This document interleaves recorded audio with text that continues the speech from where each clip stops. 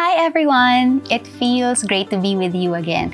And I always look forward to our weekly check-in. At syempre para po sa mga newbies dito sa programa at channel natin, welcome sa inyong lahat. And I hope that our brief time together will help us shift our perspectives, lighten our hearts, and spark our souls.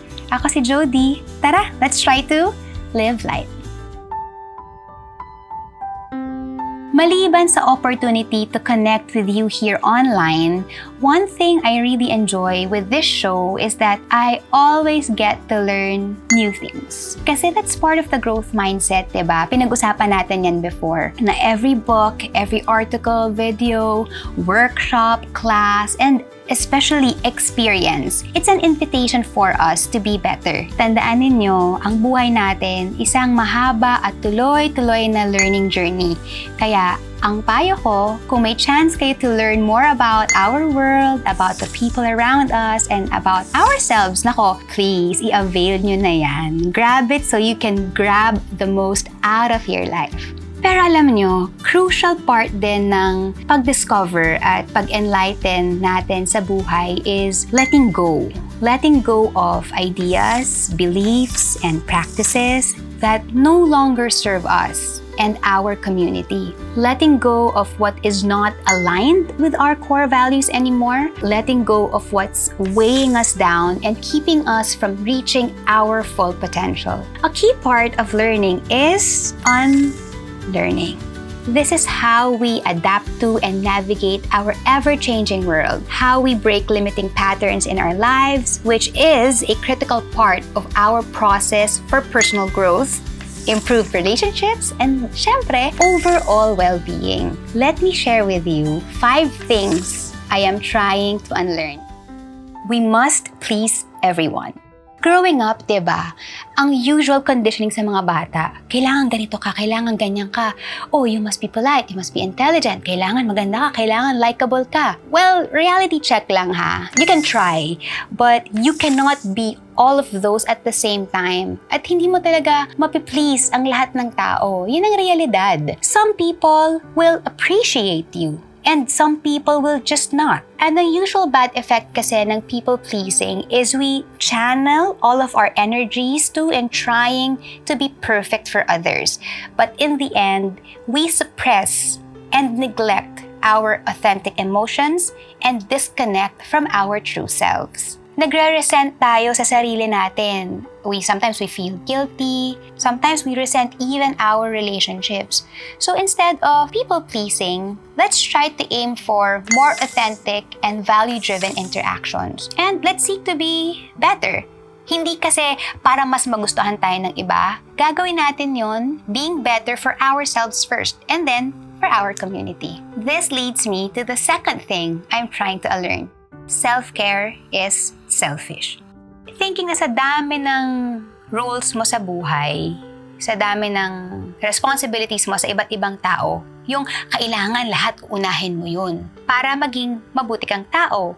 At magpapakamartir ka at ihuhuli mo ang sarili mo. Kasi diba minsan ganun tayo, but that's just false. Huwag nating kalimutan, ang foremost responsibility natin ay yung pangangalaga sa ating mga sarili. Kapag sumakay ka ng eroplano, sasabihin dun sa nag-a-announce, before you put on someone else's oxygen mask, put yours on first. Kasi you cannot fill from an empty cup. You cannot pour from an empty cup. So instead of thinking that caring for yourself is selfish, we must be reminded that self-care is the first step in being of value to others. Pagtulong mo sa sarili mo ang mitsa para sa kakayahan mong tumulong sa iba. Kaya hindi natin kailangang kalimutan ang ating mga sarili. And we all deserve care, love, and rest. In connection to that is my number 3 item on my Unlearn list. Work hard, rest is for the weak. Relate pa kayo? That whole notion that for you to be a productive member of this society, kailangan mong maging busy 24/7, kailangan patayin yung sarili mo sa trabaho, yung dapat aligaga at abala ka to prove that you're the best employee, ang galing mo, team member ka, or even a member of your, let's say, a family member or a loved one. Yung ang batayan ng success ay yung number of hours mo sa office, sa field, sa set, or sa kahit anong workplace. To be fair, I just wanna say na may mga ibang tao talaga na wired sa ganon. These are the people that thrive in those high-stress environments. Pero sa totoo lang, hindi naman kasi lahat ng tao ganon, diba? So instead of putting that pressure of overloading yourself pagdating sa work, let's learn to work smarter. And what do I mean by that? Ito yung nagtatrabaho ka within efficient means while still being mindful of your and others' well-being. Pero hindi ito yung hindi ito yung easy-easy ka lang or yung tamad-tamaran lang. Hindi ganun yan. This is about being more intentional with your work practices. Pwede naman nating simplihan yung trabaho na hindi nasasakripisyo yung kalidad ng output mo. Kung pwede naman yun, go, diba? Go for it. We must avoid conflict because conflict is always negative. I guess the reason why a lot of people tend to shy away from confrontations is because they think it can only lead to bigger tensions, more complicated problems, and diba parang pag meron ka kasing conflict, diba, it's uncomfortable. Parang feeling mo hindi siya maganda sa pakiramdam. Karamihan sa atin naisip natin na kung iiwasan na lang natin yung conflict, mawawala na lang to lahat. Kumbaga, magically, maaayos na lang ang lahat. But that's not how it works. While conflict represents friction and discomfort, they are also, I believe, necessary for breakthroughs, for discoveries, for triumphs. And instead of fearing and dodging conflict, let's try to be courageous in facing it, diba? Managing it with still the growth mindset. Marami kasing pagkakataon na ang conflict ay importante. Hindi talaga minsan maiiwasan And sometimes it's just necessary for a change to happen. Kasi nga, naniniwala ako na for something bad to transform into something good, kailangan ng shaking. And I think sometimes yung shaking na yun is conflict siya. Kaya sabi nga ni psychologist at author na si Kenneth K, if we manage conflict constructively, we harness its energy for creativity and development. And according to one of my favorites, Mahatma Gandhi, peace is not the absence of conflict, but the ability to cope with it. There is a fixed timeline for achievements and milestones. Ito yung yung expectations na sinet ng society na dapat by this age, graduate ka. By this age, dapat kasal ka na. And when you reach this age, may anak, may pamilya ka na, sa gantong edad, boss ka na ng kumpanya mo, dapat may bahay ka na, may kotse ka na, dadada. Wait! Sino ba kasing nag-set ng mga timeline na yan?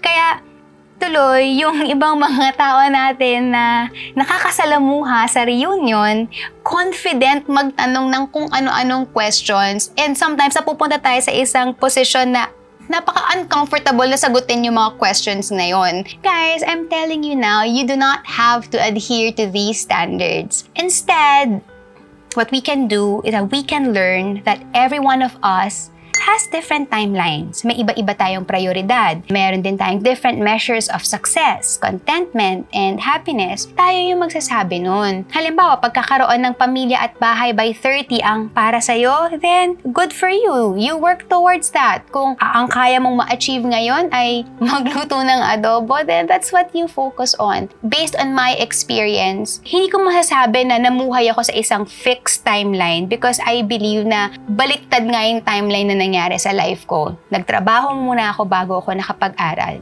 I graduated high school when I was 28 years old. And sino magsasabi na just because hindi ako nakagraduate ng high school ng 16, mali na yun, diba? Sabi nga ng Bini, huwag mag-alala, ang buhay ay di karera. Where you are now is where you're supposed to be. Be self-compassionate and celebrate your wins, big or small. Deserve mong i-celebrate yon. Unlearning is essential for growth. It is letting go of beliefs that no longer serve us. For us to be able to absorb new things, we have to create space, and that means changing and challenging the way we think. Let us always adopt the growth mindset. This can be good for you and can be beneficial for others. O kayo, ano ang mga nasa unlearn list ninyo? And what are you doing to unlearn them? I-share nyo yan sa comment section. Don't forget, unlearning and learning is a process. So be patient and never lose hope. Kindly like and share this episode and subscribe to the JSM channel. Remember, when life feels heavy, it's time to lighten the load. Let go of your worries and let the light in. Ako si Jodi and let's live light. See you on the next video.